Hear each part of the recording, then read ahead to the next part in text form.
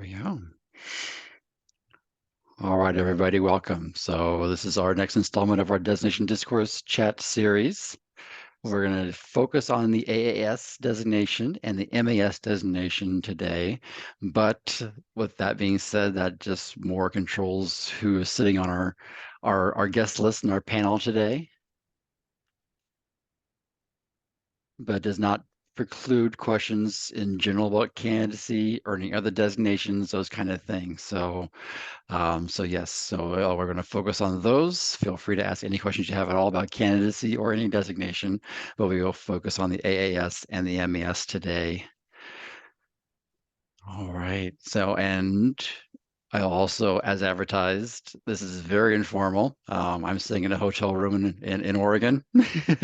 I have no slides. I have no script. This is just a conversation, just a chance for you all to learn from each other. If you want to sit and observe and learn from others' questions, that's great. If you want to jump on and jump in and ask a question live, that's great too. If you want to throw it, not comfortable with that, we want to throw it in the chat. I'll be watching for those and I'll read those questions out loud as well. And before we jump into all of that, I will let our guest panelists introduce themselves so you know who is on the call and who they are and where they come from. So let's see. I'm going to start with Jennifer because she's on my first panel, so I don't lose track of everybody. So if you want to let us know what designation you hold, Jennifer, and welcome everybody. All right, I'm Jennifer Rarick. I work for the Maricopa County Assessor's Office overseeing our modeling and abstract team. So we're actually in the middle of abstracts right now. So if you see me looking away, I'm monitoring what the team is saying. I have an MAS and an RAS designation. I'm actually one test away from my CAE. So have a bit of experience with a few different designations for IAAO. Thank you, Jennifer. And move on over to Keith.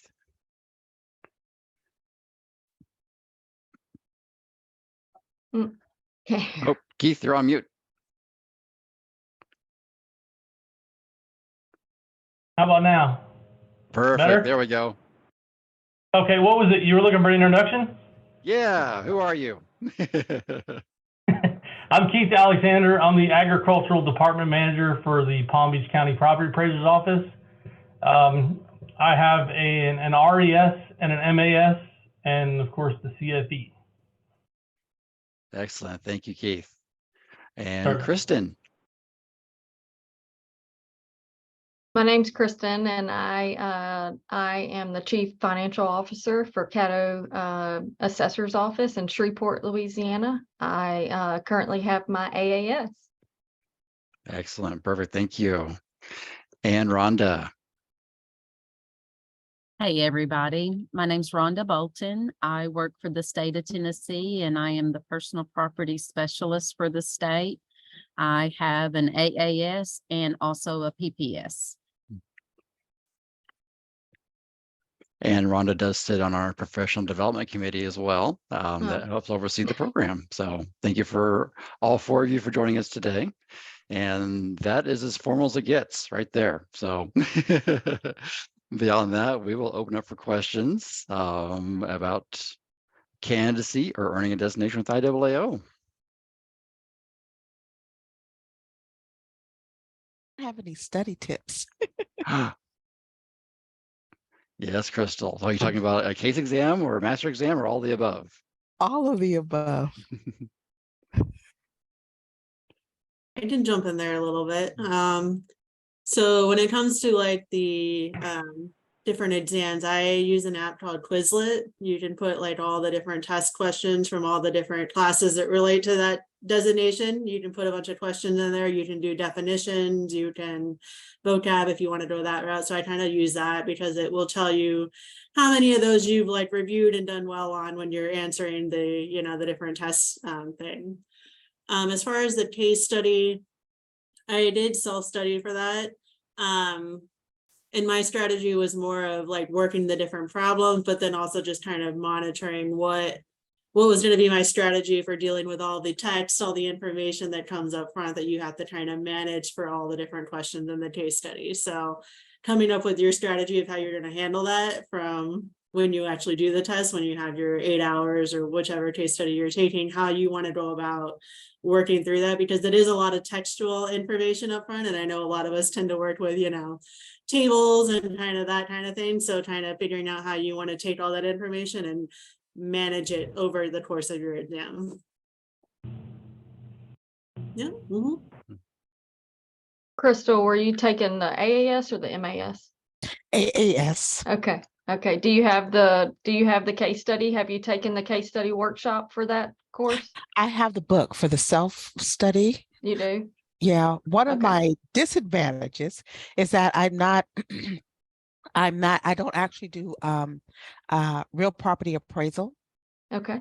And so I'm actually right now going through, I've taken the courses before, but I'm going through like the basics 101 and 102 and just, meticulously going through everything. So I don't know if I'm going overboard, if it's necessary or that's.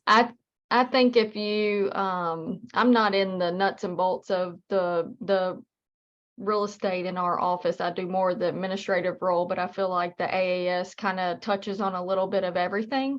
So I think that if you you definitely need to keep an eye on 101, 102 and all that, 300, 400, 402. But if you can focus on that, the material for the case study workshop, that book that you have, the reference manual, and really know that, and then make sure that have you said you've taken the courses for 101? I mean, those are prerequisites. So you've taken all those courses? Okay, Yes, I have. so just whatever you needed to make sure you mastered those exams, I would focus, on just knowing that. But use that case study reference manual as your main focus, and know how to, like Jennifer said, manage how you want the format of your the problems, and know how you're going to do that before you even go into the 8-hour exam.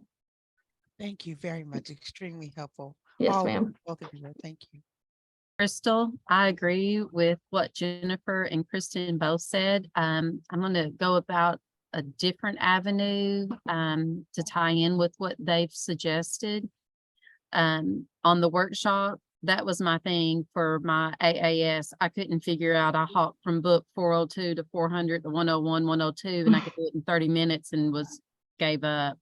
So know the workshop book frontwards and backwards, know how to be able to answer those questions frontwards, backwards, know how to do those problems with the least amount of information. But my biggest thing that I had to do is I had to commit to myself X amount of hours to study in X amount of days. And I had to set a date. So when I committed and said, and for me, my comfort level, I committed to 2 hours, 6 days a week. I was determined I wanted to do it, and I wanted to get it right the first time. And it might have been overkill, but it's what made me comfortable. And then when I finally made that commitment, then I set a date. I got my date set. I became a candidate and got my proctor, lined them up, and then I turned in all my paperwork. If you never turn in your paperwork for setting the date and paying the fee and getting your proctor, well, there's no push there. Once you dish out money, there's a push. You want to see some results for that money. So that's my 2 cents. Very good. Thank you all. So other questions? Jump right in. Don't be shy. So I just finished my last course, 102, and I want to gear towards getting my AAS. And so I guess I need to know, what do I need to do next? The step. So you've completed all courses. 102 was your last course. That's correct. And I would probably recommend that if you don't already have the AAS workshop, that student reference manual for that workshop, I would recommend getting that as quickly as possible. That's going to be your lifeline for the AAS.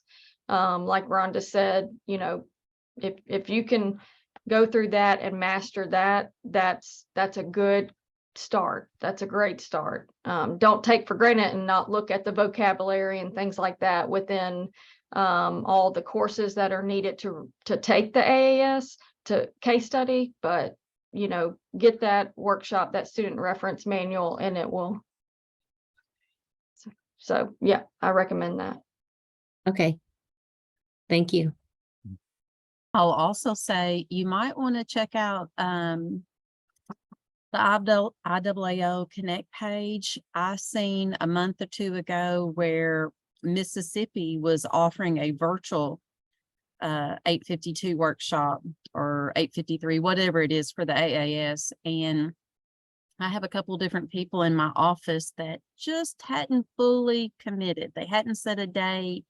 Yeah, that was my goal, but they hadn't done it. So I sent them the link and they registered. One of them registered online and is actually taking the course today. I think yesterday, today, and tomorrow on there. So you might look to see if there are any states offering it virtually.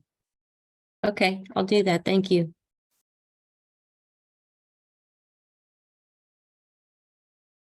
And if I could maybe add something, where it comes to studying for the case studies, because I look at there's two different kinds of problems. There's the problems that you know maybe one-offs where you might be a factoid or something that you work off one-off, and then there's those procedural questions. I don't know how heavy it is in the AAS, but I know in the RES, like the cost approach, for example, it's 10 different steps. That's the stuff I would drill, because the procedural stuff you can get through rote memorization. There's procedures, there's order to it, and that can answer a lot of questions. And I worked that cost approach over and over. I've done it a million times, but I still had to do it, from scratch, because you just don't touch it that way on a regular basis. That would be my advice, is to get those and work them from start to finish and try to work them all out. And once you get comfortable with that, that's a big chunk of, a case study exam. I would say too, is if you don't have a mentor or somebody that you can reach out to by a quick email, hey, check maybe where I'm hung up on this problem or that problem, somebody who's recently been through it, that can really help you and guide you through the individual problems of that 8-hour case study. That was a big help for me. So Absolutely, totally agree. a lot of people don't want to they might feel stupid by asking a question, or don't want to ask a question, but don't feel that way, because that's never going to end well. So just find a mentor, find somebody. And I think IAAO can help. If there's, if you don't have one, they can direct you in someone's direction. And it was a huge help. And I don't know, people in the office, in our office, we run the education for the state of Louisiana out of our office. I oversee it with my immediate boss, our assessor, Charlie Hennington. And we deal a lot, and we send all of our employees to IAAO classes. And so we lean on each other and we say, hey, work this problem, check it out. So I'm not for sure how y'all's offices are, or if you have a network like that, but that also was helpful as well. So I'll look into that. Thank you. Yeah, if you're self-studying for any case study exam, one of the things I did is I went through and I took out all the math, the review problems, and I actually scanned it in so I could reprint them out. Because once you write on it, you kind of have all your stuff on there, right? So if you make copies of it, you can do them as many times as you want. So Oh, that's a great idea. I will tell you, I probably worked through the problems, probably not over exaggerating, 30 to 40 times. It probably more, over and over and over and over. If I could tell you how many grids I have of, just it's time consuming, and it is a big commitment. So don't take it lightly. And it's a huge commitment. So, but well worth it in the end. Absolutely. So. Yes, I mean, I've come this far and done all the classes and everything, and I need to do the case study and the exam. So I want to continue, but I don't want to wait too long. I just finished 102 in May. So while it's sort of all still in there, I kind of want to move forward. Now, I waited like 35 years, unfortunately, to like do anything with a designation through the IAAO. So I'm going for my MAS designation, and everybody's talking about case studies. I'm going the direction of, a project documentation. Am I like heading for trouble here or what?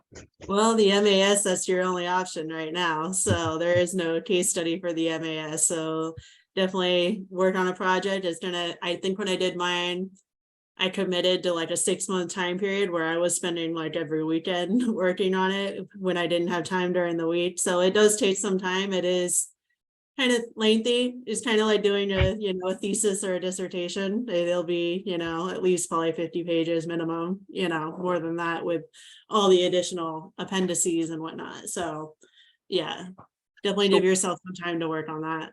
Is there a document that has more of like an outline or a workflow? And the reason I ask is because basically what I'm doing is I have a client it's a project for next year. It's a reappraisal for 2024. And I'm basically just, as I go along, I'm documenting everything for that client, but with the goal of presenting that as my project documentation. Yeah, there is a guide. Jaren, what's it called? I don't remember exactly.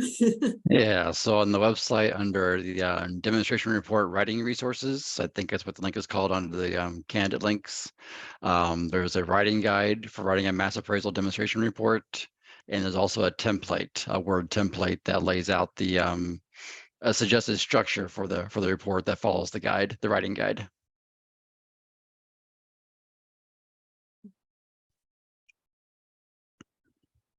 Hey, Jaren, there's 2 different questions in the chat.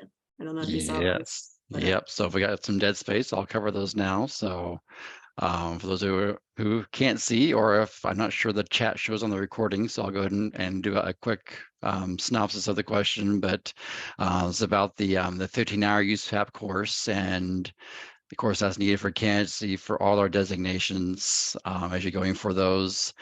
And the question is, does past completion of that course count if you've taken it for other purposes, such as a state license or something like that? And that answer is yes. Just for candidacy purposes for us, as long as it's been taken in the past, that is fine, because that's what we need. We don't, and it doesn't need to be recently either. We'll work on making the recent part of it once you hold your designation, then we'll work on those biannual updates and whatnot. But just for candidacy purposes, yes, a 15-hour USPAP from even 15 years ago, as it says, that does count. So, and it's best if we have your documentation. USPAP we have as a requirement because of the appraisal foundation, and we have to meet certain requirements of them to be a sponsor of them. It's best to have that documentation on file. If you absolutely cannot find that proof of completion, even if if you took it for a state license and you have a whole record of your education for that state license, and you can send that in, that's great. But if not, then yes, and in limited circumstances, we do take proof of your state license that is active, and if you can show when it was issued and it's still active, then yes, from that we can, that we're comfortable telling the appraisal foundation that we're comfortable that it was required to get your state license, it's still active, so therefore yes, you took the 15-hour USPAP at some point. So so yes, that'd be fine. And which workshop is the AAS case study review? That is workshop 852. If you look on that, so all of the case exam workshops are the 850 series, and the AAS one is 852.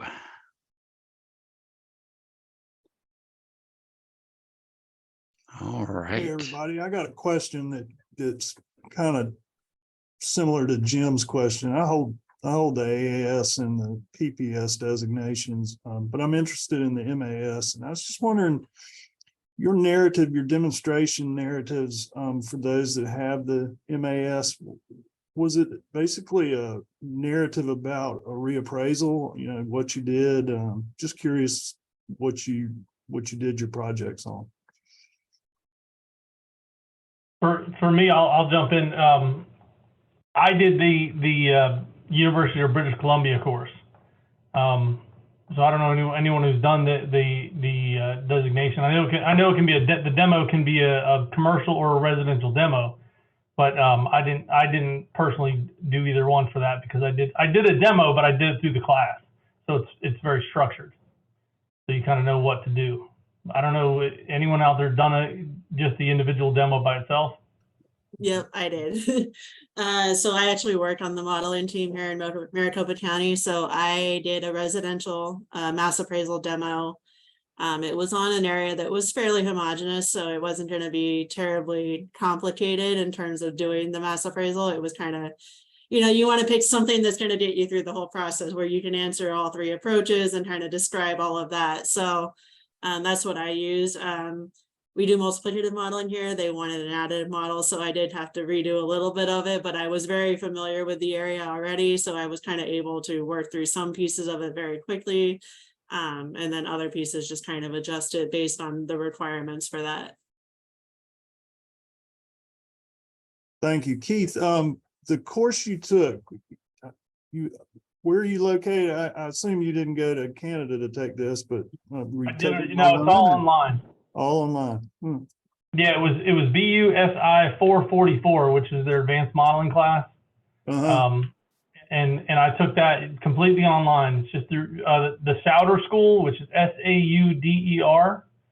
It's part of it's one of the schools at the University of British Columbia.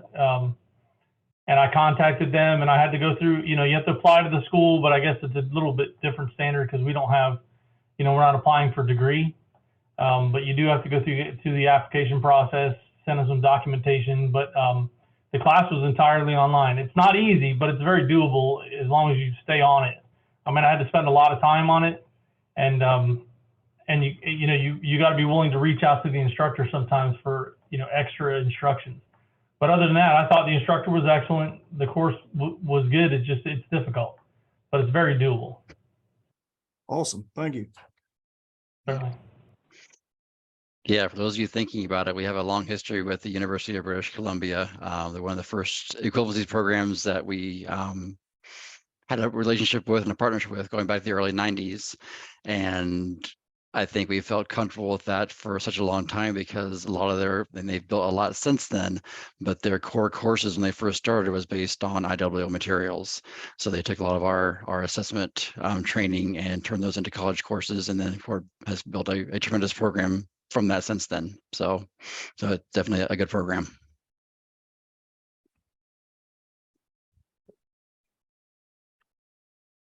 I have another question. I'm also going for the personal property specialist designation, and I'm just shy of a few courses, but I'm having difficulty finding them online. I believe the personal property basic courses. And so is there do you plan on offering them online anytime soon, or anyone have any resources or?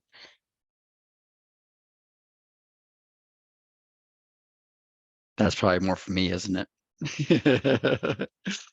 So with those, yeah. So a majority of our education is provided by those local and state education coordinators.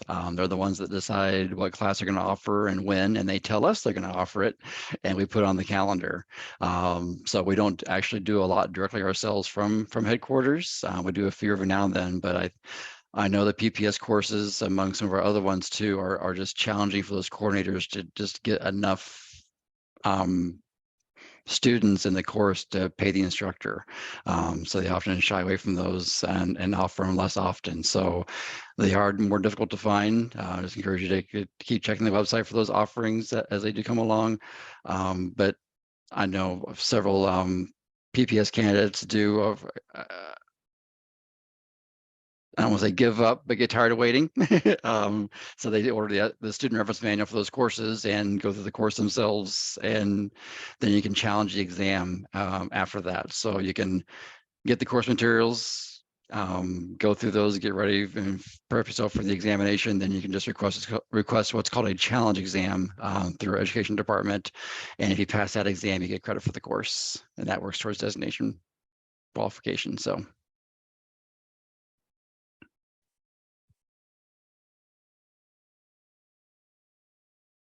Good question. I got to put challenge exams in there, so that's good.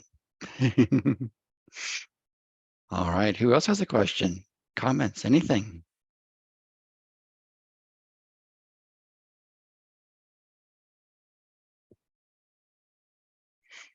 And thank you, Jennifer, for posting the UBC information in the chat for those that didn't notice that. So take a look at that. We have more coming in from the chat here.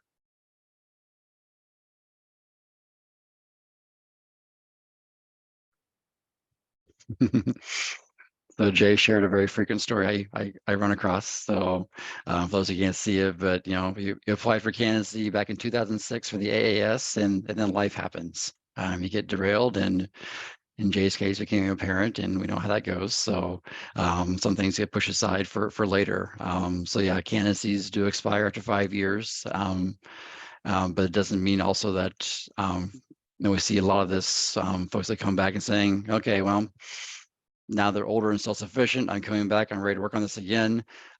So yeah, people just reapply for candidacy, and those classes that you've had before, if they're still part of the designation, which our designation has been around for quite a while, so those requirements don't change very often. So very likely, if you completed a course 101 10, 12, 15 more years ago, it still counts as course 101 and counts as credit towards that designation. So yeah, those things that you did complete previously for candidacy will just carry forward into a new candidacy and still count as well for that. So that's good there, that folks can come back to it and not lose that progress. And when that time for focus comes back around again, you have that time to dedicate to it, that you can jump back in and start again. So, but yeah, as you mentioned, there's going to be some time to study and get back in there and get refresh with the material. Some of those candidates too that have had it longer ago, we do encourage them to maybe, especially those that are in have colleagues that may have taken the course more recently, borrow their student reference manual to go through it and just kind of see what the latest course materials, how they're presented. And not a lot changes over the years, especially in the nuts and bolts and the very core of the courses, but some things do change here and there. So it's always good to see a student reference manual from more recently to do those kind of reviews. And even to more extreme, some people even will log in and take a course online just as a I won't say you can audit it, because you still have to enroll in the course, but they just take the course but not take the exam, just to get the refresher of material. So that's an option that some do as well. But yeah, definitely it's very doable and also very common for folks to come back and just reapply and just apply for a new candidacy and start again. So just don't be afraid to do that. Thank you, Crystal. Yep, I heard a question. I have a question. How long does it take between doing what does the candidacy part of it mean? Like if you've taken all the classes and you have to do the master exam, or is this case study part of that too?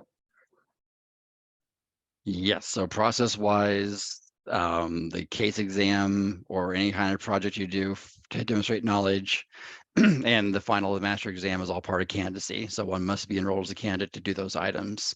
Everything else can be gained outside of candidacy. So years of experience to qualify, 1 to all the courses. Those can all be taken outside of candidacy. You don't actually need to be enrolled as an official candidate to work on those things and get those completed. But once you're ready to jump into, okay, now I'm ready to do my case study exam or ready to write my demonstration report, that's when you need to enroll and be a candidate. And then once candidacy starts, folks do have 5 years to complete that process, and there's even an extension year available for a 6th year if needed. Got it. Thank you. You're welcome.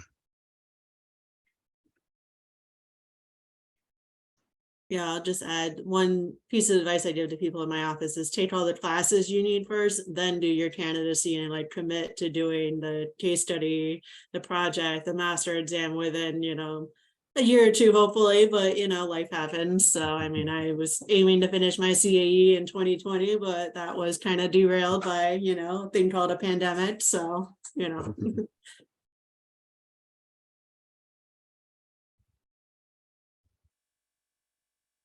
And also, if I could add one more thing in there, with regards to going to the University of British Columbia, the the BUSI 444 class is it's difficult, but you learn a lot of what you need to know in the modeling classes that you take in the IAAO. But if you're not super comfortable with it, especially if you're not comfortable with SPSS, because that's what they use for that course, they do have a beginning and an intermediate course. You're not required to have it as part of the waiver, but I'm just saying if somebody maybe isn't, you know, completely comfortable with the idea of jumping in on their own on an online course, you know, at that advanced level, there are different levels of it that you could take. It'll take a little longer because the courses I think were like 5 months.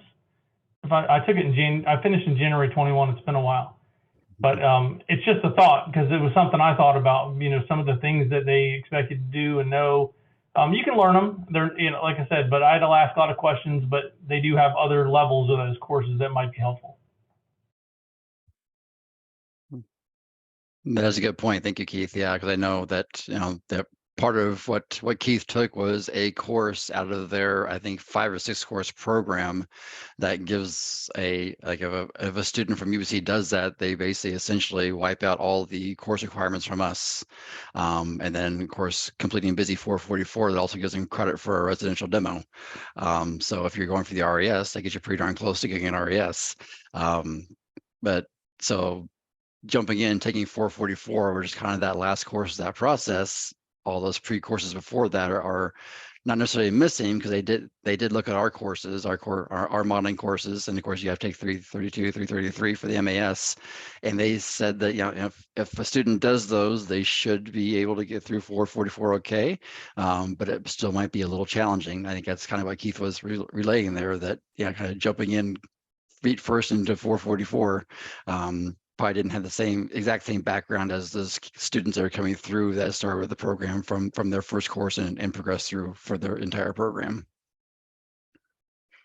Right, exactly. It, like I said, the IAAO gives you what you need to get into the class and to be successful. But there are some other things they do differently, and there's some, you know, it's about using the software. You don't use it a ton before you get there. But it's just a suggestion. It is available, that there's other levels.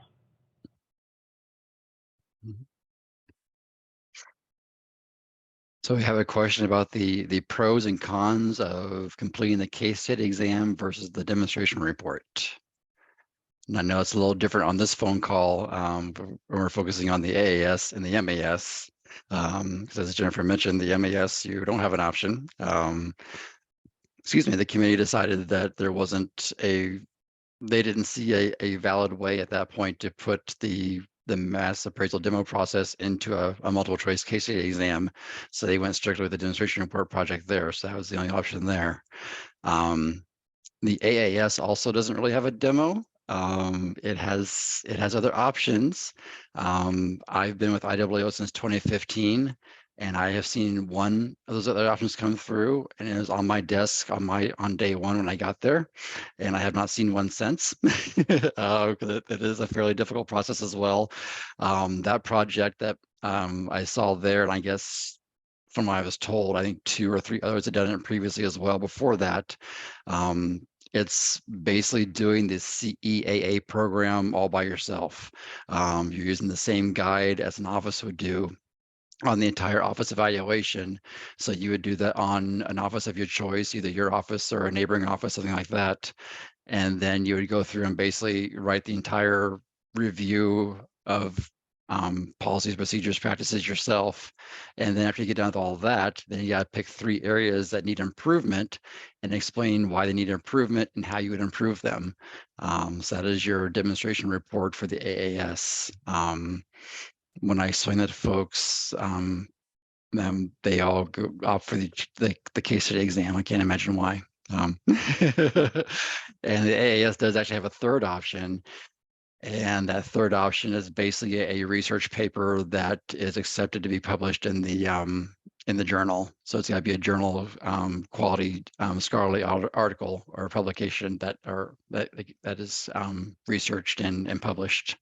That also is accepted for the AAS as a project, and I have seen none of those. So, did we cover that question, or were you talking about the other exams as well? Okay. I think, and the other part I would kind of add to that is it depends on like what your long-term goals are, right? So I know a number of people who have done an RES and done the case study, but then they want to do a CAE and they're in the situation where they have to do a commercial demo report. And that's, I don't know that many people actually do that. Jared can always speak that there's not It's very rare. many of those. So if you have plans to go for a CAE, you might want to focus your demo on a residential property instead of doing the case study on residential. So it's all about where you want to go. If you just want an RES and the case study is good, then, but if you're looking at that CAE, I know a number of people kind of get roadblocked because they did the case study for residential and now they got to do a commercial project. So, yeah.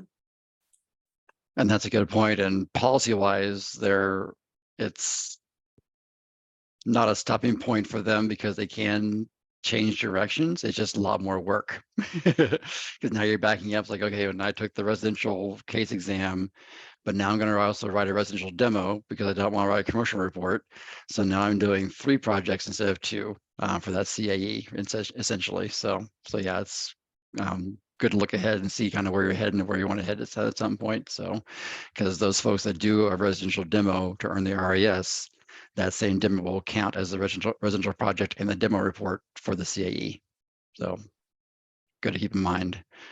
And then Chris, I want to know if the how different the content is, I guess, of between the case exam and a master exam. So I'll kind of cover the philosophy first, and then I'll let those actually sat down, took the exam, talk to that too a little bit. But I guess kind of the philosophy behind the case exam is that it is the chance to demonstrate that all the knowledge you gain from the courses, but as well as those 3 years of experience that are required during the designation, those also come into play. That you can take the experience that you've gained working out in the field, plus our coursework, and solve the problems presented in the case study exam. So, and that's part of. We mentioned these review workshops, and part of them is reviewing the material and kind of helping you focus on what material is going to be on that exam. But also part of it is just getting used to that case exam environment because it is a very different animal. You've got 2 exam booklets. One booklet that comes is the question booklet that has the questions inside of it. And then you have another booklet that has a narrative in it, 10, 12 pages of text with data in it that you got to pull that data out that you need to solve those problems in the question booklet. So most of our case exams being an 8-hour format, the core of the exam is doing that, but then there are also some other just general type of knowledge questions sprinkled in throughout to kind of break up the intensity as well a little bit. So that brings it to an 8-hour exam. Philosophy-wise and intent-wise, the master exam is more like a traditional course exam, maybe a little more intense, but it's just more straightforward, multiple choice type questions, recall, application of knowledge, those kind of things. All right, those designees that have done their exam, you want to give real life testimony to that? I think one additional point I would add for a case study exam just in general is that some of the questions are going to tie together. So like your answer on question 5 might have to tie into your answer on question 10. So like if you're getting off track somewhere, it might cause problems for you. So you got to kind of be aware that it's going to ask certain questions that are all kind of related to the same approach to value or whatever it might be. And I can add to that also, when you're doing the case study, I look at it as a combination, when you're in the classes and you're doing the exercises, each exercise is just one part of the big picture and they just kind of build on each other. So the case study is a combination of those exercises all building in one big picture, but the information is not spoon-fed to you. So when you're reading the narrative, it's great to have a highlighter, mark important things. You might color code certain items, just the items that stand out to you. And then when you're actually doing your problems and you want to do them on paper and uniform, don't be like, I just want to get the quick answer to this right here. Because if you go ahead and work it all the way out with all the information that you have, most likely there's going to be a separate question later on that's going to refer back to that. And you don't want to have to be flipping through trying to figure out where you chicken scratched all that information. You want it clear and concise so that you can go back to it easily to find where you work the problem and the different answers throughout the problem. This is I couldn't. Thank you. I was just gonna add one thing. In addition to, I didn't really highlight so much as I had scratch paper and I literally wrote out like different pieces of information and I referenced what page that was on. So if I needed to go back, I could find it pretty easily, but that's what I spent probably an hour of the exam just like transcribing some of the things that were in there that I knew were going to be needed. I kind of looked through the questions up front too, instead of just starting with question one and trying to answer question one, like look through all of them and start to understand, because you may want to start on question 30, you know, and work your way in a different order than just working it from question one to the end, you know, so. Yeah, I agree with that. And I would say, because I'm not super organized, and being organized is an important part of the case study, is that, you know, I would do a lot of the same thing. Is I would take a minute and look through the test. I mean, that's basically what Jennifer's saying, is you know, that way you know where the end game is, because it might be 8 questions for one set of data and they each build on each other, which is what everyone's saying, but take a minute and look through it. That way you know what you're going to be looking for, so you can set things off to the side as you get the answers, so you don't have to hunt for them.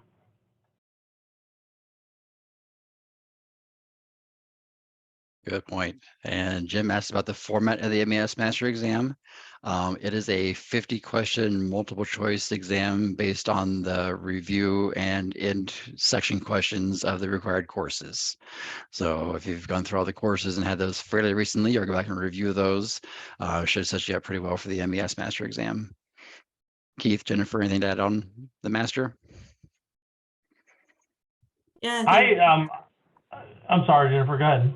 I was just gonna say that's pretty much, yeah, I don't think there's really much more to add, especially those questions from the different course workbooks. Definitely kind of know those ones, know your, you know, the major statistics, COD, PRD, all of those kind of things as well. Yeah, that's basically what I was going to say. It's formatted. I mean, it's a multiple choice test. It's not, doesn't have all those features of the case study where they're all piled on. Most of them are one-offs, or you might have a couple answers. I don't remember specifics, but you know, like a lot of those tests, you might have a few answers that work with each other. But learn those tests. That's what I do. I take every course that you need to get to that point. I go through and I do all the review tests, do all the end of chapter tests, work out all the procedural stuff like the math problems, because those you can drill into your brain, and those are, you know, you can get those points. They're not things, you know, you're not going to forget those if you do them over and over and over again. Good deal. All right. Ariel asked about knowing which UBC courses are equivalent to IAA courses. That's one thing with our equivalencies. We don't do it course by course, we do it by program. So if you want to look on our website under each designation, there's a section under each designation. So if you clicked on MAS and look down at the bottom, there's a section called equivalencies with other organizations. And it'll list out there which program completions from the UBC that we accept towards the MAS, and also other courses too. So it also qualifies towards the CAE and RES too, being real property designations. So yeah, we actually, there are 3 different programs that can be completed through the UBC that give credit. And any of them, if you take the correct track, it specifies in that paragraph on the website which track to take with them. And also UBC is also very familiar with us. They can advise you there as well. But if you take the correct track, like for the MES, for instance, once you complete the UBC certificate program in real property assessment, you've got to show us that you've let's see, for the MES, it's an associate degree. So an associate degree or an alternative that's equivalent to that. Your 3 years of experience in mass appraisal and the master exam. Everything else is taken care of by that UBC program. So the MES is very direct because there's a lot of alignment between the MES and the UBC program. And it's also very similar for the RES. It also creates that demo as a mass demo, but the RES accepts the mass appraisal demo as well. So Pretty much same for the RES too. Same three things are needed, and well, USPAP as well. You have to take USPAP because UBC is not going to give you that, and R171. So as far as kind of those minor things around the edges, but the main thing is complete the UBC program, and you're basically about a master exam away from getting those two designations. So, all right. Okay, another question: if you fail either exam, what is the timeline for retaking?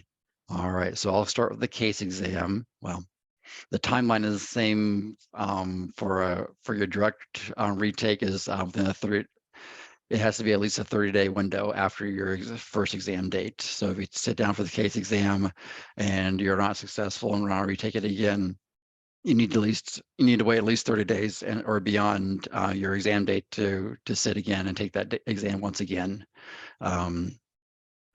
We don't advertise that a lot, but the committee does have allowances for a third retake for a case exam if needed.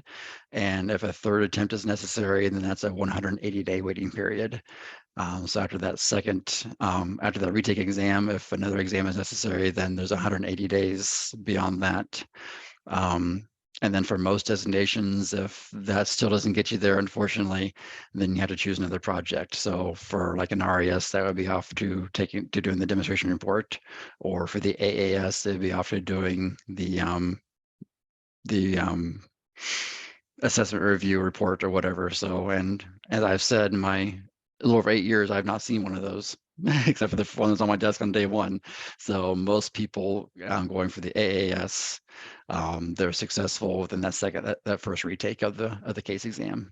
So for the master exam, it is also a 30-day retake on that exam for your first retake. And then if you need a third attempt as well, that's also 180 days. And the committee feels that they don't want it to be a roadblock, so that unlike the case exam, the number of attempts at a master exam is not capped. I don't think I've seen anybody go beyond 3 or 4 in my 8 years, but the committee doesn't want that capped. We'll issue a different exam format every time we send it out, but they don't want, once you reach that stage, they really want you to complete that hurdle and complete that last step. So they want to give you, but after that first retake, there is that 180-day waiting period for that. So let's see. Yep. Yep. So Jay commented on the borrowing of an SRM from colleagues, and yes, unfortunately, we don't have a lot of designees in some areas yet. So hopefully, you're all working on that for everybody, for the benefit of the profession and for those around you. But also, if you just can't, I believe the member price for an SRM, depending on what course it is, I think the lowest one, the smallest one, I think, unless it's gone up recently, I think the cheaper SRMs for an IWO member is $75, and most of them are around $100. So if you can't borrow that SRM from somebody, you can order it through our website and have it shipped to you. And that'd be exactly the same thing as you get if you attended the course. So you get the manual itself, all of the solutions to the practice questions and quiz questions, those kind of things. So, all right. Oh, Kristen had to leave us. Oh, I have one more question. Yeah, go ahead. How would you recommend going about like finding a mentor? I know that, I don't know if there's like a list on IAAO or geographically, if you just reach out, I don't know. Yeah, so well, I'll give the official answer, then I'll let our panelists jump in too with what their experience was. But we have a couple different ways to do so. The official way is to go into our system, and once you enroll as a candidate, you're given a link to our system where you can go in and enroll and try to find a professional designation advisor. So that's going to be a little more of a formal relationship, and you can search for folks. If being near you is a important factor, you can search by that, or you can also probably more importantly search by how they earn their designation.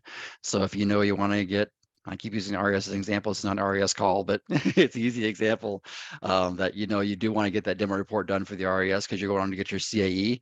Then you want to try to find somebody that's done that demo report, maybe for the, and take that same path as you. And you can search by criteria and do that and find an advisor that way. But also, I think what most of our candidates do is it's very informal, that they'll reach out either through IW Connect or online community and try to find somebody in that manner, or if they know somebody in a neighboring office, a neighboring county has a designation that's that they want to go for, don't be afraid to approach them. I have, in my 8 years, I've never known any designee to say no. They might have to delay a little bit because they're busy. Might be a bad time of year for them, but a lot of our folks just want to help others come through and achieve their goals as well. So, all right, designees, anything to add?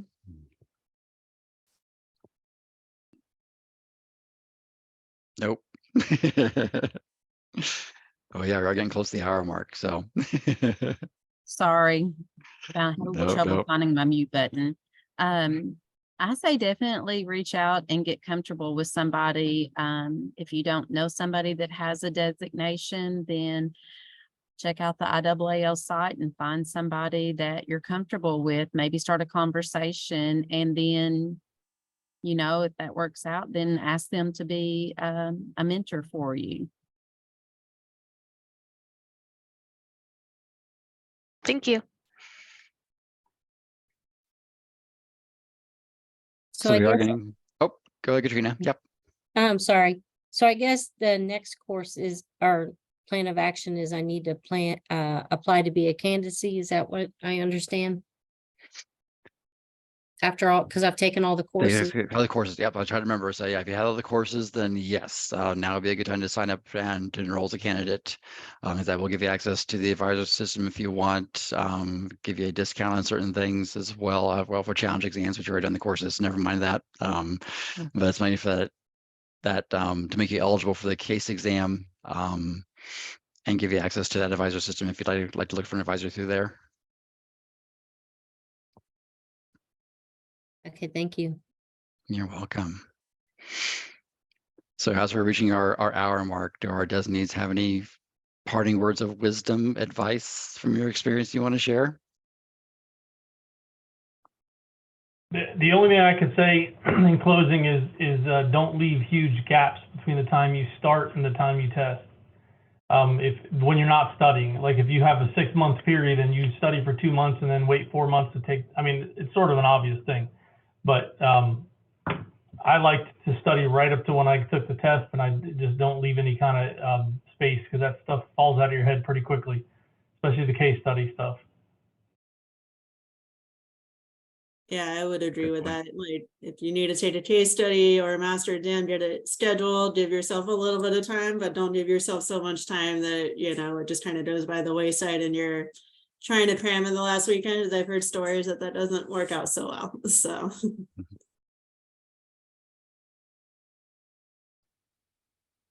I would say just make a commitment, pick a deadline, pick a date to get the job done, and ask for coworker support, motivation, family support, motivation, ask for people to push you, and make sure that you're staying on target.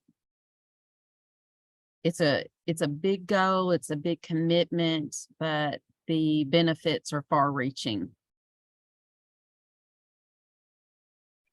Well said. Thank you all. So Scott did ask if we're going to share the recording, and that is a yes. We do post it on our website for all to know, but it's as you joining today, and also those that registered to join today, when I get back in the office next week and we have the recording posted to YouTube, once we get that magic to take place, I will email you all directly to let you know that the recording is up and let you know it's there. Thank you. All right. Well, thank you all for joining us today. And if you have more questions we didn't get to, don't be afraid to email me directly. You can, my last name at iwo.org, or you can designations.iwo.org. Or we have 2 more chats coming up the rest of this year. One more in October on the second Thursday, sorry, and one more in December. So, and then I hope we we are planning to also continue these into 2024 and beyond. So we'll try to be more accessible and more available for your questions. So, all right. Thank you all for your time. Thank you. Thank you much. Have a good day, all. Bye. All right, take care.